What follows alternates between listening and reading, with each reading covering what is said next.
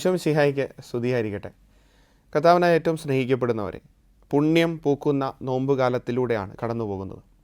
നമുക്കറിയാം, നോമ്പുകാലം ഒരു വരണ്ട കാലഘട്ടമായി നമ്മളൊക്കെ വിലയിരുത്താറുണ്ട്. കാരണം ആഹാരത്തിൻ്റെ കാര്യത്തിലും ഉപവാസത്തിൻ്റെയും പ്രാർത്ഥനയുടെയും ഒക്കെ നമുക്ക് ഇഷ്ടപ്പെട്ട ചില കാര്യങ്ങളൊക്കെ ഉപേക്ഷിച്ച് ജീവിക്കുന്ന ഒരു ജീവിത സാഹചര്യമാണ്. അതുകൊണ്ട് തന്നെ നമ്മുടെ ജീവിതത്തിൻ്റേതായ കുറേ താല്പര്യങ്ങൾ വേണ്ട എന്ന് വെക്കുമ്പോൾ നമുക്ക് കുറച്ച് ജീവിതത്തിൻ്റെ സന്തോഷങ്ങൾ നഷ്ടപ്പെടും എന്നുള്ള തരത്തിൽ പലപ്പോഴും നമ്മളിതിനെ വ്യാഖ്യാനിക്കാറുണ്ട്.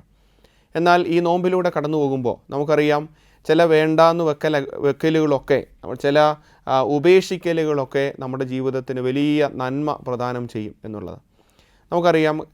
പലപ്പോഴും വ്യക്തിപരമായി ഞാൻ എൻ്റെ പ്രാർത്ഥനയിലും ചിന്തയിലുമൊക്കെ ചിന്തിക്കാറുള്ളൊരു കാര്യമാണ്. ദൈവം ഈ ഭൂമിയിലേക്ക് വരികയും, പ്രത്യേകിച്ച് ദൈവപുത്രൻ ഈ ഭൂമിയിലേക്ക് വരികയും നമുക്ക് രക്ഷ കൈവന്ന് തരികയും ചെയ്തത്, അതിന് ഒരുപക്ഷെ കർത്താവിന് മറ്റ് അനേകം മാർഗങ്ങളിലൂടെ രക്ഷ കൈവന്ന് തരാമായിരുന്നു. കർത്താവിന് മറ്റൊരു മാർഗങ്ങൾ സ്വീകരിക്കാമായിരുന്നു. പക്ഷേ കർത്താവ് സ്വീകരിച്ചത് സ്വന്തം ശരീരത്തിൽ വേദന സഹിച്ച്, സ്വന്തം ശരീരം കീറി മുറിക്കപ്പെട്ട്, കുരിശിൽ തറയ്ക്കപ്പെട്ട്, അതിൻ്റെ ഒരു മനുഷ്യന് അനുഭവിക്കാൻ സാധിക്കുന്നതിൻ്റെ അങ്ങേയറ്റത്തെ രീതിയിലുള്ള ഒരു പീഡാസഹനങ്ങളിലൂടെ കടന്നുപോയാണ് മനുഷ്യകുലത്തിന് പാപമോചനം കൈവന്ന് തരുന്നത്. എന്തുകൊണ്ടാകാം അങ്ങനെ ഒരു മാർഗം കർത്താവ് സ്വീകരിച്ചത്? ഇതിനെക്കുറിച്ച് നമ്മൾ ചിന്തിക്കുമ്പോൾ നമുക്കറിയാം, വ്യക്തിപരമായി വലിയ സഭാ പഠനങ്ങളൊന്നും ചിന്തിക്കാതെ സാധാരണ നമ്മുടെ ജീവിതത്തിൽ ചിന്തിക്കുമ്പോൾ നമുക്കറിയാം, ദൈവം നമ്മളിൽ നിന്നും ആഗ്രഹിക്കുന്നത് ഈ സഹനം തന്നെയാണ്. ഒരുപക്ഷെ കർത്താവ് മരിച്ചതുപോലെ നമ്മൾ മരിക്കണം എന്നല്ല, പിന്നെയോ ദൈനംദിന ജീവിതത്തിലെ പ്രയാസങ്ങൾ, പ്രത്യേകിച്ച് സഹനങ്ങൾ സ്വീകരിച്ച്, കർത്താവ് എപ്പോഴും പറയുന്നത്, ആരെങ്കിലും എൻ്റെ പിന്നാലെ വരാൻ ആഗ്രഹിക്കുന്നുണ്ടെങ്കിൽ അവൻ സ്വയം കുരിശെടുത്ത് എന്ന് പറയുമ്പോൾ ജീവിതത്തിൻ്റേതായ കുരിശുകൾ, നമ്മുടെ വ്യക്തിപരമായ ജീവിതത്തിലുണ്ടാകുന്ന സഹനങ്ങളെ സന്തോഷത്തോടെ സ്വീകരിച്ചുകൊണ്ട് എൻ്റെ പിന്നാലെ വരട്ടെ എന്നാണ്. അപ്പോൾ ഈ ഒരു നോമ്പിൻ്റെ കാലഘട്ടത്തിൽ നമ്മുടെ ഉള്ളിലുണ്ടാകേണ്ട ഏറ്റവും പ്രധാനപ്പെട്ട ഒരു ചിന്തയാണ് ഞാൻ നിങ്ങളുമായി പങ്കുവയ്ക്കുന്നത്. നമ്മുടെ വ്യക്തിപരമായ ജീവിതത്തിൽ സഹനങ്ങളെ സന്തോഷത്തോടെ സ്വീകരിക്കാൻ കർത്താവ് തൻ്റെ ജീവിതത്തിൽ സഹനങ്ങൾ ഏറ്റെടുത്ത് നമുക്ക് രക്ഷ തന്നതുപോലെ, വ്യക്തിപരമായി നമ്മുടെ ജീവിതത്തിലും സഹനങ്ങൾ ഏറ്റെടുക്കാൻ, പ്രത്യേകിച്ച് ഈ പറയുമ്പോൾ ഒരുപക്ഷെ നമ്മുടെയൊക്കെ വ്യക്തിപരമായ ചിന്തയിൽ നമുക്കുണ്ടാകും, കർത്താവ് സഹനം സഹിച്ചതുപോലെ അതുപോലെ കീറി മുറിക്കപ്പെടാനും അത്രയേറെ ത്യാഗങ്ങളിലൂടെ കടന്നു പോകാനും ഒക്കെയാണ് ഒരുപക്ഷെ. അതൊന്നുമല്ല.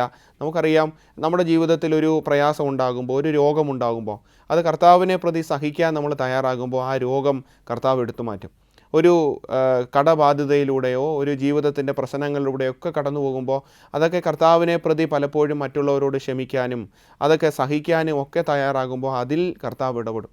പലപ്പോഴും ഇത് വലിയ ഭാരമായി, നമ്മുടെ ജീവിതത്തിൻ്റെ സഹനങ്ങൾ വലിയ ഭാരമായി തോന്നുന്നതിൻ്റെ കാരണം നമ്മൾ ഒറ്റയ്ക്ക് അത് ഏറ്റെടുക്കുമ്പോഴാണ്. ഇത് ഞാൻ എങ്ങനെ മുന്നോട്ട് കൊണ്ടുപോകും, ഞാൻ എങ്ങനെ ഇത് കടം വീട്ടും, ഞാൻ എങ്ങനെ ഈ രോഗം സഹിക്കും, അങ്ങനെയുള്ള ചിന്തകളാണ് പലപ്പോഴും നമ്മളെ കൂടുതൽ ഭാരമുള്ള മനുഷ്യരായി മാറ്റുകയും നമുക്ക് ജീവിക്കാൻ പറ്റാത്ത അത്രയും സങ്കടത്തിലേക്ക് ജീവിതം കടന്നു പോകും. പക്ഷേ നമ്മൾ ഈശോയിൽ വിശ്വസിക്കുന്ന നമ്മളെ സംബന്ധിച്ച് സഹനങ്ങൾ ഏറ്റെടുക്കുമ്പോൾ കർത്താവ് നമ്മുടെ കൂടെയുണ്ട്.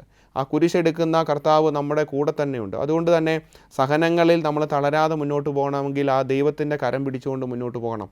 ആ സഹനങ്ങളിൽ ദൈവം നമ്മളെ ഉറപ്പായും സഹായിക്കും. നമുക്കറിയാം, നമുക്ക് ചുറ്റും നിൽക്കുന്ന എത്രയോ മനുഷ്യരുടെ ജീവിതാനുഭവങ്ങൾ നമുക്കുണ്ട്. എനിക്കും വ്യക്തിപരമായ ജീവിതത്തിൽ അനേകം അനുഭവങ്ങളുണ്ട്. ആ അനുഭവങ്ങളിൽ അനേകം പേര് പറയുന്ന കാര്യമാണ്, കർത്താവിൻ്റെ ഈ ജീവിതത്തോട് ചേർന്ന്, ഈശോയോടെ ചേർന്ന് ജീവിക്കുമ്പോൾ നമ്മുടെ ജീവിതത്തിൻ്റെ സങ്കടങ്ങളും സഹനങ്ങളും ഒന്നും അല്ല എന്നുള്ളത്. അങ്ങനെ ഈ ലോക ജീവിതത്തിൽ സഹനങ്ങൾ സഹിച്ചുകൊണ്ട് മുന്നോട്ട് പോകാനും സഹനങ്ങളെ സന്തോഷത്തോടെ ഏറ്റെടുത്തുകൊണ്ട് മുന്നോട്ട് പോകാനും ദൈവം നിങ്ങൾക്ക് എല്ലാവർക്കും ഇടയാകട്ടെ എന്ന് പ്രാർത്ഥിക്കുന്നു. ദൈവം നമ്മളെല്ലാവരെയും അനുഗ്രഹിക്കട്ടെ.